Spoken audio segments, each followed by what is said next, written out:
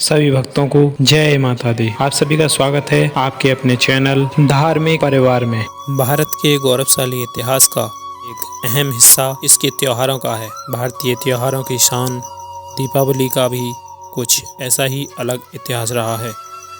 यूँ तो भारत में दीपावली के बारे में किसी को बताने की ज़रूरत नहीं, लेकिन फिर भी आज की युवा पीढ़ी को इसके इतिहास के बारे में जानना अवश्य चाहिए कि आखिर हम क्यों दीपावली मनाते हैं। कुछ पुराणों के अनुसार अमावस्या को भगवान श्री राम रावण का वध करके अयोध्या वापस आए थे। उनके आगमन की खुशियों से पूरी अयोध्या नगरी अमावस्या के काली रात में घी के दियों के प्रकाश से जगमगा उठी थी। एक अन्य कथा के अनुसार इसी दिन भगवान विष्णु ने 52 रूप में महादानी राजा बलि के दान की परीक्षा ली थी। इस रोज भगवान गणेश, माता लक्ष्मी और माता सरस्वती की पूजा करने का चलन पूरे वर्ष के लिए मंगलकारी सिद्ध होता है। इस दिन लक्ष्मी जी को लाल रंग के कमल के फूल चढ़ाना विशेष रूप से शुभ फलदायी होता है। दीपावली के दिन दक्षिणावर्ती शंख का पूजन अत्यंत शुभ माना जाता है। ऐसी मान्यता है कि इस शंख की उत्पत्ति समुद्र मंथन से हुई है। शंख पूजन से लक्ष्मी जी प्रसन्न होती हैं। इस दिन शंख पर अनामिका उंगली से पीला चंदन लगाकर पीले पुष्प अर्पित करके और पीले रंग के नैवेद्य का ही भोग लगाना चाहिए। इससे परिवार में स्वास्थ्य और समृद्धि बनी रहती है। जब 14 साल के बाद राम घर लौटे तो दीपों की लड़ियों से अयोध्या जगमगा उठी। तब ना तन प्रदूषित थे ना मन। हवा पानी स्वच्छता उल्लास और उमंग से सराबोर दीपावली पर्व मनाने की यह परंपरा 2.5 से 3 दशक पहले प्रदूषित होनी शुरू हुई, जो आज चरम पर है। हम हर साल दीपावली पर पटाखों की वजह से कई घटनाएं होती हैं। कई लोग आग का शिकार होते हैं। दीपावली दीपों का त्यौहार है, ना कि पटाखों का। आज के पटाखों की आवाज़ से तो शायद भगवान के कान भी कांपते होंगे। तो चलिए इस दीपावली खुद भी पटाखों से दूर रहें और अपने आसपास के लोगों को भी पटाखों से होने वाली हानियों के बारे में बताएं। इस दीपावली उजाला फैलाएं, ना कि प्रदूषण। मान्यता है कि दिवाली की रात श्रद्धा पूजन से जो व्यक्ति देवी लक्ष्मी को प्रसन्न कर लेता है, उसके जीवन में धन धान्य की कमी नहीं रहती। देवी लक्ष्मी ऐसे व्यक्ति के साथ हमेशा रहती हैं। कई लोग दिवाली की पूजा को और अधिक प्रभावशाली बनाने के लिए इस दिन व्रत भी करते हैं। दीपावली को लेकर हिंदुओं में माता लक्ष्मी की एक कथा बहुत प्रचलित है। एक बार कार्तिक मास की अमावस को लक्ष्मी जी भ्रमण पर निकलीं, लेकिन पूरी दुनिया में चारों ओर अंधकार था। वे रास्ता भूल गईं तो निश्चय किया कि वे रात्रि में मृत्युलोक में विश्राम करेंगी और सूर्योदय पश्चात वैकुंठ धाम लौट जाएंगी। मगर उन्होंने पाया कि सभी लोग अपने अपने घरों में दरवाज़ा बंद करके सो रहे हैं। मगर इसी अंधेरे में उन्हें एक द्वार खुला दिखा, जिसमें एक दीपक की लौ टिमटिमा रही थी। वे उस प्रकाश की ओर चल दी जहाँ एक वृद्ध महिला को चरखा चलाते देखा। रात्रि विश्राम की अनुमति लेकर वह उसी कुटिया में रुकीं। वृद्धा माँ लक्ष्मी देवी को बिस्तर आदि देकर दोबारा काम में जुट गई। चरखा चलाते चलाते वृद्धा की आँख लग गई। अगली सुबह दूसरे दिन उठने पर उसने पाया कि अतिथि जा चुकी है, लेकिन कुटिया की जगह पर एक शानदार महल खड़ा हो चुका था। हर ओर धन धान रतन जेवरात बिखरे थे। तब से कार्तिक अमावस्या की रात दीप जलाने की प्रथा चली आ रही है। लोग द्वार खोलकर लक्ष्मी जी के आगमन की प्रतीक्षा में लगे रहते हैं। व्रत रखने वालों के लिए दिवाली के दिन सूर्योदय से पहले उठकर स्नान करें। स्नान करने के बाद साफ कपड़े पहनें। पूरे घर की सफाई के बाद मंदिर की सफाई कर माता लक्ष्मी जी के नाम की ज्योति जलाएं। अब विधि पूर्वक माता महालक्ष्मी भगवान गणेश की पूजा करें। आप कोई भी हिंसा ना करें। दिवाली का पूरा दिन फल, दूध और सात्विक पदार्थों का सेवन कर व्यतीत करें। दिवाली के दिन आप ज़्यादा से ज़्यादा नाम जाप या मंत्र जाप करें। दिवाली शाम को शुभ मुहूर्त में महालक्ष्मी गणेश जी की पूजा कर आशीर्वाद लें।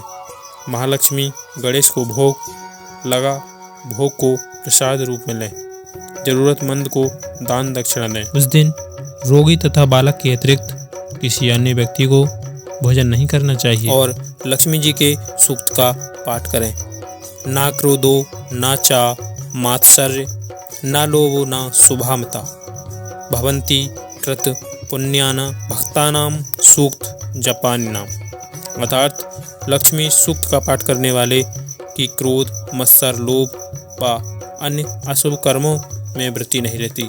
वे सत्कर्मों की ओर प्रेरित होते हैं। एक बार सनत कुमार ने ऋषि मुनियों से कहा, शिष्य को महान भाव विधि पूर्वक सायंकाल पितर तथा देव पूजन करना चाहिए। प्रातःकाल स्नान करके भक्ति पूर्वक लक्ष्मी का मंडप बनाकर उसे फूल, पत्ते, तोरण, ध्वजा और पताका आदि से सुसज्जित करना चाहिए।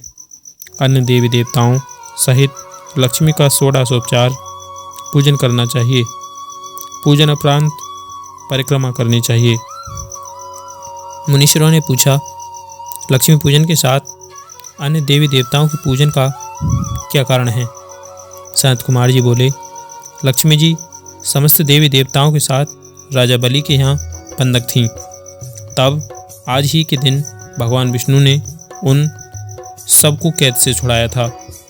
बंधन मुक्त होते ही सब देवता लक्ष्मी जी के साथ जाकर क्षीर सागर में सो गए। इसलिए अब हमें अपने अपने घरों में उनके शयन का ऐसा प्रबंध करना चाहिए कि वे क्षीर सागर की ओर न जाकर स्वच्छ स्थान और कोमल शैया पाकर यहीं विश्राम करें। जो लोग लक्ष्मी जी के स्वागत की तैयारियां उत्साहपूर्वक करते हैं, उनको छोड़कर वे कहीं भी नहीं जाती। रात्रि के समय लक्ष्मी जी का आवाहन और विधि पूर्वक पूजन करके उन्हें विविध प्रकार के मिष्ठान का नैवेद्य अर्पण करना चाहिए। दीपक जलाने चाहिए। दीपकों को सर्वनिष्ठ निवृत्ति हेतु अपने मस्तक पर घुमाकर चौरा या शमशान में रखना चाहिए। राजा का कर्तव्य है कि नगर में ढिंढोरा पिटवाकर दूसरे दिन बालकों को अनेक प्रकार के खेल खेलने की आज्ञा दें। बालक क्या क्या खेल सकते हैं इसका भी पता करना चाहिए।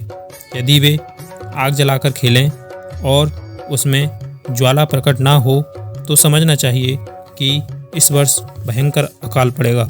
यदि बालक दुख प्रकट करें तो राजा को दुख तथा सुख प्रकट करने पर सुख होगा। यदि वे आपस में लड़ें तो राजयुद्ध होने की आशंका होगी।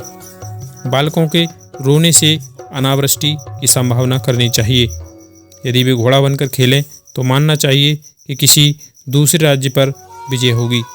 यदि बालक लिंग पकड़कर कीड़ा करे तो व्यभिचार फैलेगा।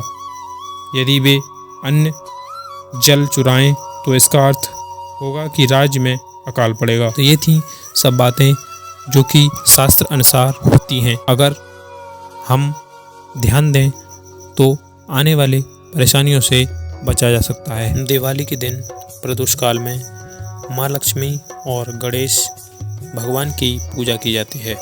ऐसी मान्यता है कि दीपावली वाले दिन धन की देवी माँ लक्ष्मी धरती पर विचरण करने के लिए आती हैं।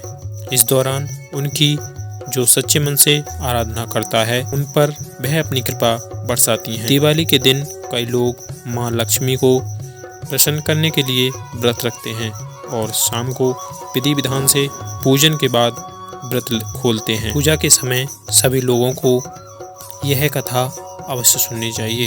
एक पौराणिक कथा के अनुसार एक गांव में एक साहूकार रहता था। उसकी बेटी हर दिन पीपल के पेड़ पर जल चढ़ाने के लिए आती थी। जिस पीपल के पेड़ पर वह जल चढ़ाती थी उस पेड़ पर माँ लक्ष्मी का वास था। एक दिन लक्ष्मी जी ने साहूकार की बेटी से कहा कि वह उसकी मित्र बनना चाहती है। लड़की ने जवाब में कहा कि वह अपने पिता से पूछकर बताएगी। घर आकर साहूकार की बेटी ने पूरी बात बताई। बेटी की बात सुनकर साहूकार ने हाँ कर दी।